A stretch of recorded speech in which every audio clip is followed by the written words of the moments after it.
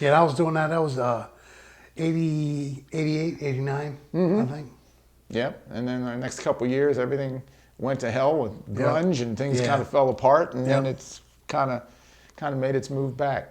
I don't know how much you want to deal with it, but you were working at bars, assistant bouncers and bartenders and all the kind of things I guess that you've done, and you had an issue. I don't know if you want to let people know too much about it, Yeah, but sure. maybe you want to let them know that, if they notice that, gee, I didn't recognize him or didn't hear his voice, because believe it or not, Heavy Metal Han's coming back to 97 Underground on 97underground.com, February 6th. And by the time this thing goes on, he'll be there, and he'll have an hour show on a Thursday at 1 o'clock. So we want to find out everything we can about you. So if you can, let us know a little bit. All right. Well, it was opening day. It was the first opening day I probably had off in 10 years. So I was planning on visiting a lot of people that I don't really normally get to see, working, because I was working at a place in Federal Hill, like every weekend, 3 to 4 times a week. Very, very lucrative time back then. I was inebriated. Me and one of the owners we were completely inebriated. We were having a good time. It was like just catching up with I went to the place where I worked. Right. And, we were just having a blast. And this girl comes in, whom I don't remember who it was. I don't remember now, but she came in, we hugged. She must have been. She was, I think, believe it or not, was like an old regular of mine I hadn't seen in a long time. So we, hugged. That's what you do. And what year was this? I don't think This you is mentioned. 2016. 2016. Yeah. Okay. And oops. So then her fiance at the time came in behind her, saw that we were hugging, didn't take kindly to that. He's got anger management issues apparently. So he gave me a shoulder, as he walked by. I'm like, what the hell, whatever. I was drunk. So he goes in the back, they go in the back, and he starts to berate her, on the whole situation, like pretty badly. Bad enough to where the bouncer say, you gotta leave. So he immediately gets kicked out. At this point, me and the owner are outside talking amongst ourselves, and so a bunch of the other patrons that are out there that we know. And he comes out, the bouncer at the door sends him, away. He's like, you just gotta go. So he walks by, he sees me, and he just comes running at me and shoves me. I guess he was upset he was kicked out. So the crazy thing is, if I would have been working, him and I would have been friends, I'm sure of it. Because he used to work at a place in Ellicott City as a bouncer. Mm. So, us types, it's like a family, Sure. kind of thing. Mm-hmm. So like I said, I think we would have most definitely been friends if I been bartending.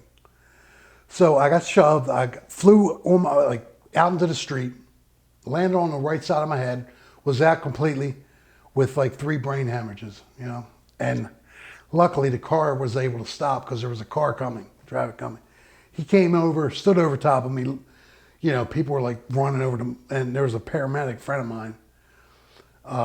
He was on hand. He was helping me. I think he said he had to remove my tongue, Mm-hmm. And luckily shock trauma was there quick enough, but he stood over top of me or whatever and then walked away.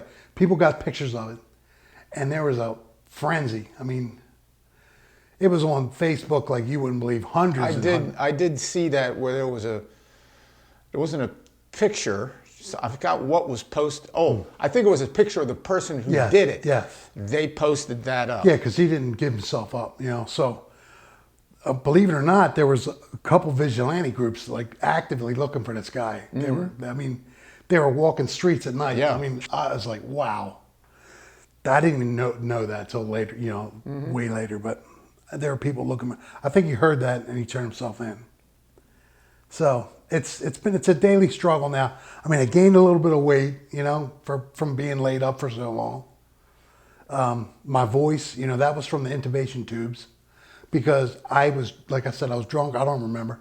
I was pulling the tubes out, and they were putting it back in. They scarred my vocal. So that's all. That's changed for good. You know, I can't sing now. I used to have bands, and I would play twice a month. You know, all the way up until this happened, and so that was a passion of mine, and that's one thing I try not to think about too much because it really it can get to you. Sure you know? it can. So Yeah.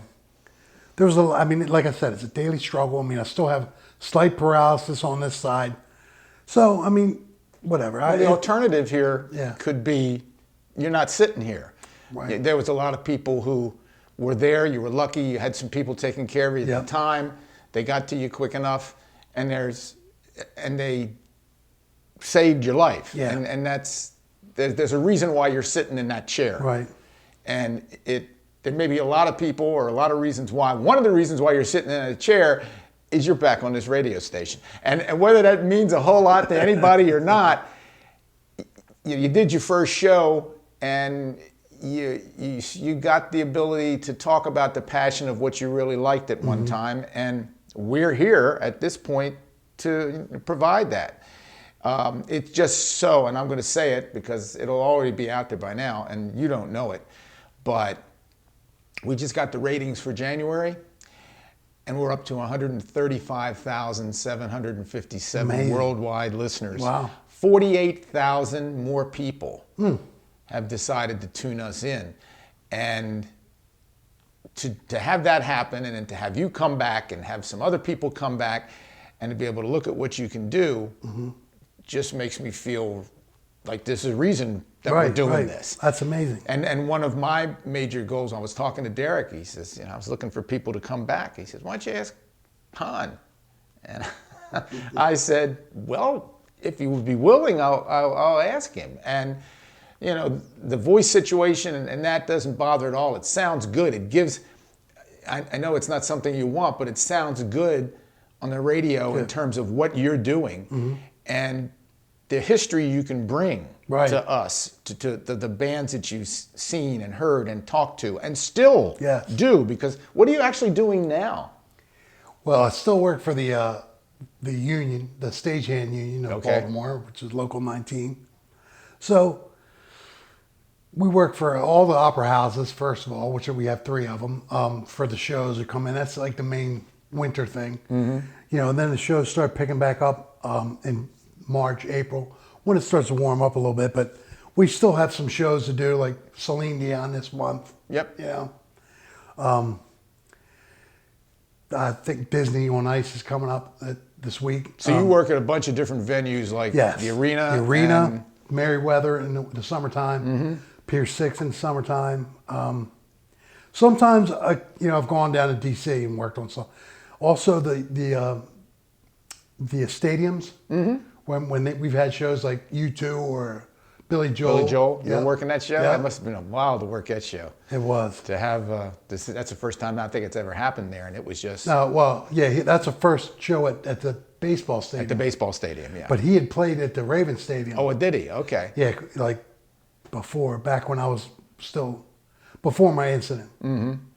I worked for that show as well, so that was huge as well. It's really cool. So that keeps you in the business. I mean, you're there, still doing the same kind of thing. Do you do any bartending kind of things anymore, or is that I do. I'm still, I guess, fast. But I'm not quite. I was like the fastest around. That was one of my things that I made always Tom Cruise look like a piker. Exactly. Well, I'll tell you what.